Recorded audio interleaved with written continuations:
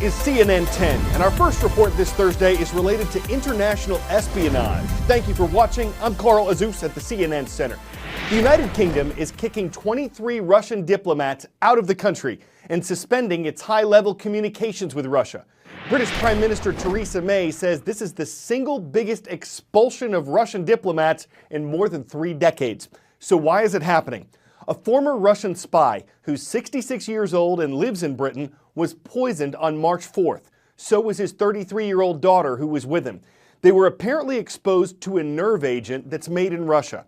As of last night, both victims were still alive but in critical condition at a British hospital. A police officer who tried to help them was also still hospitalized. Prime Minister May says her country has concluded that Russia is responsible for the attack.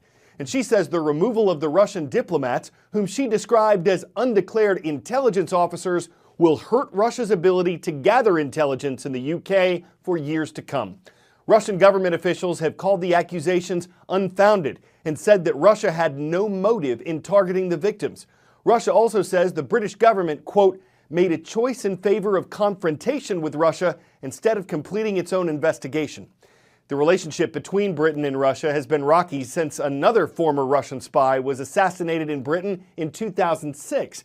These latest events are likely to make matters worse. Staying in England for our next story, world-renowned physicist Stephen Hawking died at his home in Cambridge yesterday. He was born on January 8, 1942, the 300th anniversary of the death of the astronomer Galileo. Hawking was also a cosmologist, a mathematician, and an author.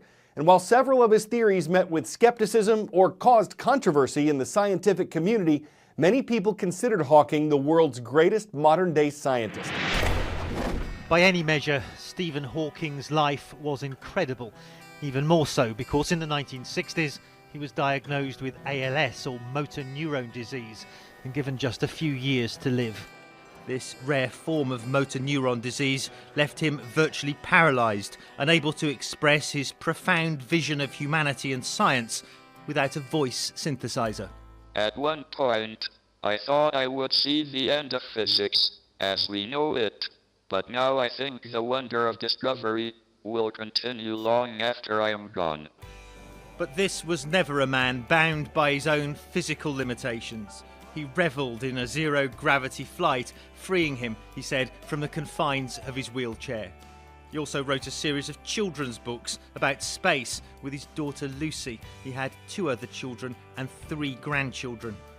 For more than 3 decades, he was a professor at Cambridge University's Department of Applied Mathematics and Theoretical Physics, specialising in the study of black holes, and revered as a member of the academic elite.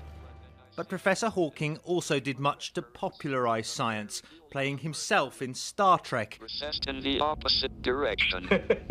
and The Simpsons.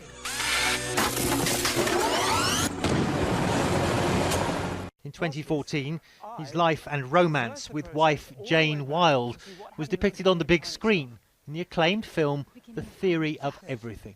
So the universe getting smaller and smaller, getting denser and denser, hotter and hotter as we... You mean wind back the clock? Exactly, wind back the clock. Hawking consulted on the biodrama, which earned 5 Academy Award nominations and a Best Actor win for Eddie Redmayne for his portrayal of the physicist. Hawking's most famous work, A Brief History of Time, remains one of the best-selling science books ever written, and he was deeply concerned with humanity's survival. I see great dangers for the human race. There have been a number of times in the past when its survival has been a question of touch and go. The frequency of such occasions is likely to increase in the future. We shall need great care and judgment to negotiate them all successfully. But I'm an optimist. If we can avoid disaster for the next 2 centuries, our species should be safe as we spread into space. He was, as ever, looking firmly to the future.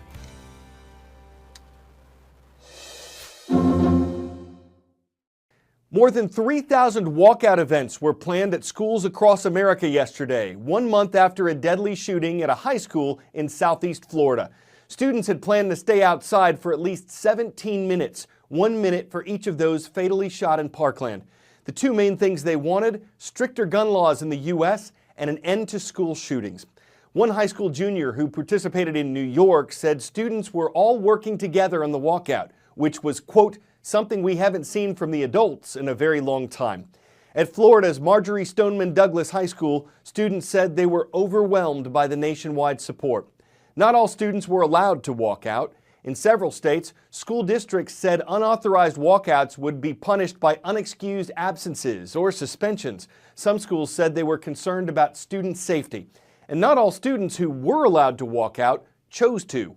While one senior in Michigan said he supported his classmates' decision to participate, he said he didn't support those who, quote, use a tragic event to push their political agendas. A sophomore in Minnesota said the movement seemed too vague for him to get involved. In addition to the walkouts, rallies, marches, and sit-ins were also planned, and events related to the U.S. demonstrations were held in several other countries as well. 10-second trivia. Which U.S. state was named after a fictional island paradise in a 16th century Spanish novel? Arizona, Hawaii, Florida, or California? California, which became the 31st U.S. state in 1850, was named for a fictional island. And it's with a story from that state that we're kicking off a new series today on CNN 10. It's called Positive Athlete. It celebrates student athletes across the country who've overcome tough circumstances, who are making a difference in their communities, or who just have a really good attitude. If that sounds like someone you know, head to cnn.com/positiveathlete. There you can nominate a positive athlete for the series. A great example to lead things off for us is Kendall Steer. Hi, my name is Kendall Steer. I go to Saddleback Valley Christian Schools and I participate in shot put. My name is Madison Steer and I'm Kendall's twin sister and I go to Saddleback Valley Christian. I participate in the 1600 meter event in track and field. I also participate in cross country. My disability is just cerebral palsy. I was born with it. I will compete with other high school students who have a disability similar to mine. So she gets 6 throws, and they only let you re-strap in between the 3. Yes!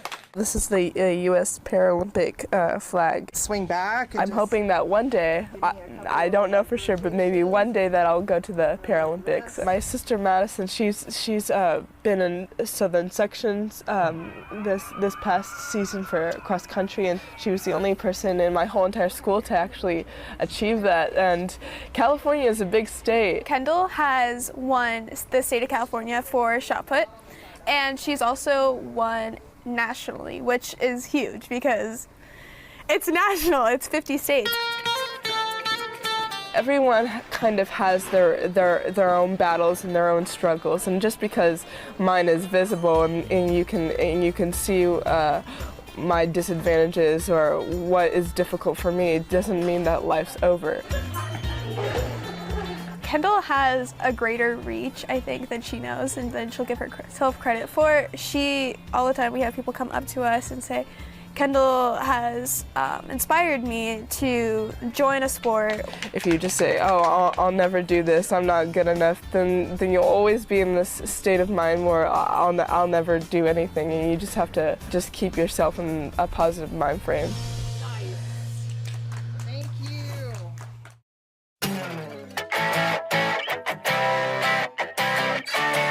You athletes are probably familiar with the saying, there is no off-season. Alvin Kamara, a running back for the New Orleans Saints, shows you exactly what that means. Here you see him working out, which isn't like most of us work out. Kamara is carrying a squat rack with 4 plates on it that's also tied to a Jeep that he's dragging along with him for 20 yards. I guess after doing this, carrying a defensive end is like carrying a chicken. It's not a miracle, it's Alvin a day's workout. You don't rack up 19 touchdowns in a season by sitting on the bench. You carry the weight of the world, or at least a Jeep, on your shoulders until you're in the zone of the end zone. #motivation. I'm Carl Azus for CNN 10.